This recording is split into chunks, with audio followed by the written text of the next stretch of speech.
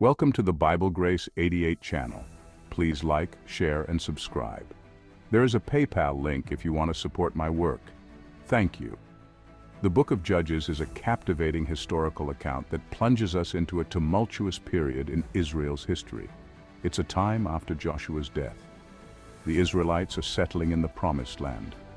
But their journey is far from over. They face constant threats from neighboring nations and their own internal struggles. The book gets its name from the charismatic leaders who emerged during this era, the Judges. These individuals, raised up by God, deliver the Israelites from oppression and guide them towards righteousness.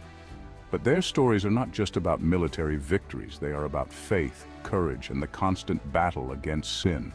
The Israelites fall into idolatry and disobedience, facing God's judgment as a result. They cry out for help, and God, in His mercy, raises up a deliverer. Peace and prosperity follow, but only for a time, as the cycle inevitably repeats itself. This period is crucial in understanding the development of Israel as a nation.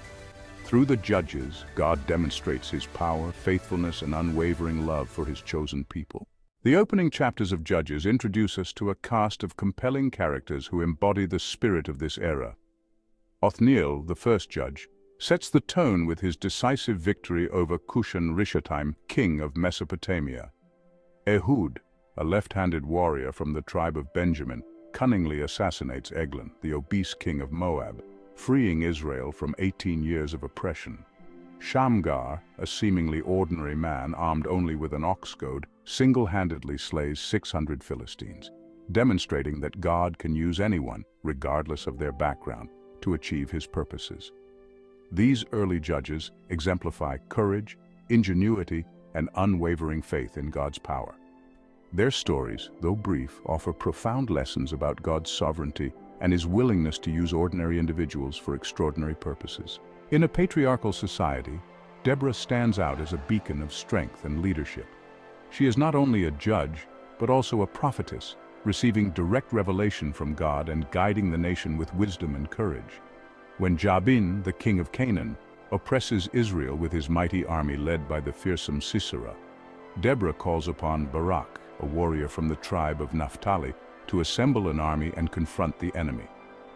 Deborah's prophecy that a woman will have the honor of defeating Sisera is fulfilled in a dramatic fashion. Jael, a Kenite woman, lures Sisera into her tent and kills him while he sleeps, driving a tent peg through his temple. The victory song of Deborah and Barak, found in Judges chapter 5, stands as one of the oldest and most powerful pieces of Hebrew poetry, celebrating God's deliverance and the courage of those who fought for freedom. It also emphasizes the significance of women in positions of leadership and the power of unity and courage in overcoming seemingly insurmountable obstacles. In stark contrast to the righteous judges who precede him, Abimelech's story is a cautionary tale about the dangers of unchecked ambition and the devastating consequences of sin.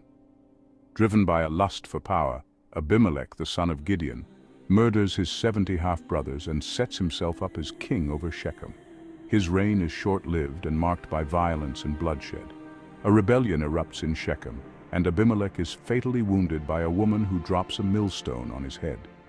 His ignominious end serves as a stark reminder that those who seek power through deceit and violence will ultimately reap the consequences of their actions. Abimelech's story is a dark chapter in the Book of Judges, highlighting the potential for human depravity and the destructive nature of sin. It serves as a warning against the corrupting influence of power and the importance of seeking righteousness and justice above all else. Thank you for watching, and may the Creator bless you always.